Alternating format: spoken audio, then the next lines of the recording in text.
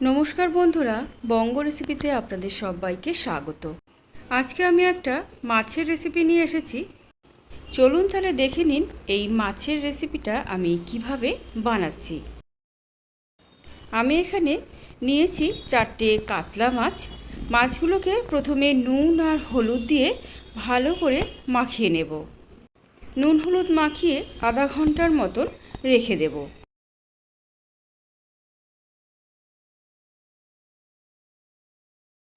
তেল গরম করে নিয়েছি। ম্যারিনেট করে রাখা মাছগুলোকে দিয়ে এবারে ভালো করে ভেজে নেব। মাছের এক পিঠটা ভাজা হয়ে গেলে আর এক পিঠ উল্টে দিয়েও ভালো করে ভেজে নিলাম। মাছটা ভাজা হয়ে গেছে, এবারে আমি তুলে নিচ্ছি। এই তেলের মধ্যেই বড়িগুলোকে ভেজে নিয়ে তুলে নেব।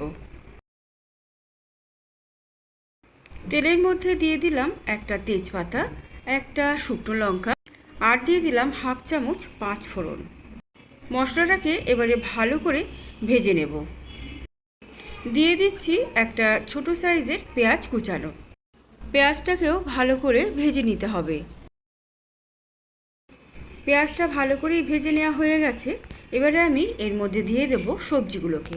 প্রথমে দিয়ে দিলাম আলু, দিয়ে দিলাম ঝিঙে আর পটল। প্রথমে সবজিগুলোকে একটু ভালো করে ভেজে নেব। সবজিগুলোকে খুব একটা বেশি ভাজবো না, হালকা করেই ভেজে নেব। দিয়ে দিলাম 1 চামচ জিরের গুঁড়ো, দিয়ে দিচ্ছি 1 চামচ হলুদের গুঁড়ো, দিয়ে দিলাম 1 চামচ ধনের গুঁড়ো, দিয়ে দিচ্ছি স্বাদ অনুযায়ী নুন আর দিয়ে দিলাম 2টো কাঁচা লঙ্কা আর একটা টমেটো। মশলাটাকে দিয়ে এবার ভালো করে সবজির সাথে কষিয়ে নিচ্ছি। আর দিয়ে দিলাম 1 চামচ আদা বাটা। সবজিটাকে আবারও একটু ভালো করে কষিয়ে নিচ্ছি। সবজিটা ভালো করেই মশলার সাথে কষানো হয়ে গেছে। এবারে আমি দিয়ে দিলাম পরিমাণ মতো জল। এবারে একটা ঢাকা দিয়ে সবজিগুলোকে ভালো করে সেদ্ধ করে নেব।